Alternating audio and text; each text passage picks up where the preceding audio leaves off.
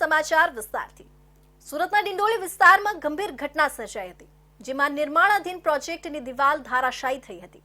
ચાલુ પ્રોજેક્ટની દિવાલ ધારાશાયી થઈ ત્યારે સદનસીબે કોઈ શ્રમિકો હાજર નહોતા, જેથી મોટી ગંભીર દુર્ઘટના બનતા રહી ગઈ હતી, જેથી હાજર લોકોએ રાહતનો શ્વાસ લીધો હતો।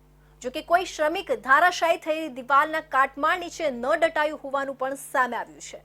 નિર્માણ થઈ રહેલા મોટા પ્રોજેક્ટો પર અકસ્માતોની ઘટનામાં વધારો થયો છે। થોડા સમય પહેલા ઉધનામાં નિર્માણ થઈ રહેલી ફેક્ટરી ખાતે નીચે પટકાતા 2 મજૂરોના મોતનો મામલો સામે આવ્યો હતો, જે ઘટના હજી ભૂલાઈ નથી। એવામાં અન્ય એક નિર્માણ થઈ રહેલા પ્રોજેક્ટ ખાતે મહાકાય દિવાલ ધારાશાયી થવાની ઘટના સામે આવી છે। ડિંડોલી વિસ્તારમાં નિર્માણાધીન પ્રોજેક્ટની દિવાલ ધારાશાયી થઈ હતી। ડિંડોલીના અથર્વ પ્રોજેક્ટની દિવાલ ધારાશાયી થઈ હતી। જો શ્રમિકો હાજર હોત તો મોટી દુર્ઘટના સર્જાઈ હોત તેવી આશંકા વ્યક્ત કરવામાં આવી રહી છે। દુર્ઘટનાને લઈ અનેક સવાલ ઊભા થયા છે। સમગ્ર પ્રોજેક્ટમાં ડેવલપર તરીકે રાજેશ પટેલ છે। આ પ્રોજેક્ટના આર્કિટેક્ટ હિરેન પરમાર છે, સાથે જ સ્ટ્રક્ચર એન્જિનિયર ધરમ ભગત છે। આ લોકોની લાપરવાહીથી સમગ્ર દુર્ઘટના સર્જાઈ હોવાનું સામે આવ્યું છે। ત્યારે આ પ્રકારની દુર્ઘટના બનવા પાછળ કોની લાપરવાહી છે તે અંગે સવાલો ઊભા થયા છે।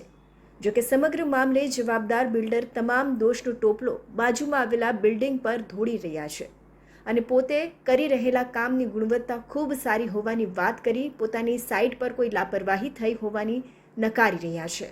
સ્કૂલનું નિર્માણાધીન કાર્ય ચાલુ છે। અહીં બાજુના બિલ્ડિંગમાંથી એસએમસીનું પાણીનો રિસાવ થતાં અમારી બાજુમાં જે ગનેટિંગ વોલ કરી હતી છતાં પણ એની કમ્પાઉન્ડ વોલ ધસી ગઈ છે। અમે જે નેશનલ બિલ્ડિંગ સ્ટાન્ડર્ડ કોડ છે અને અમારા સ્ટ્રક્ચર એન્જિનિયરના સુઝાવ પ્રમાણે અહીં ગનેટિંગ વોલ કરેલી છે। એની માટે અમે અમારા સ્ટ્રક્ચર એન્જિનિયરની સલાહ પ્રમાણે પૂરતા જે કોઈ જરૂર પડે, કારણ કે અમારા માટે સુરક્ષા પહેલાં છે, જે પણ જરૂર પડશે એ તમામ પગલાં લઈશું। બાજુની બિલ્ડિંગ પ્રવેશા રેસિડેન્સી છે, એનું મુખ્ય કારણ એવું છે કે એને પાણીનો જે એસએમસીના પાણી રિઝર્વ પાણીનો ટાંકો છે એનું ઓવરફ્લો થતાં પાણી માટીની અંદર ગયું અને માટીમાં રિસાવ થતાં માટી નીચે બેસી ગઈ, જેને કારણે એની કમ્પાઉન્ડ વોલ ધસી પડી। મોટા નામી બિલ્ડરો દ્વારા પોતાના પ્રોજેક્ટની કોસ્ટ ઘટાડવા નિર્માણ કરવામાં આવેલા કામોમાં હલકી ગુણવત્તાનું મટીરિયલ વાપરીને નિર્માણ કાર્ય કરવામાં આવતું હોવાનું સામે આવતું હોય છે, જેના કારણે ઘણી બાંધકામ સાઇટો પર નાની મોટી દુર્ઘટના સર્જાતી રહી છે।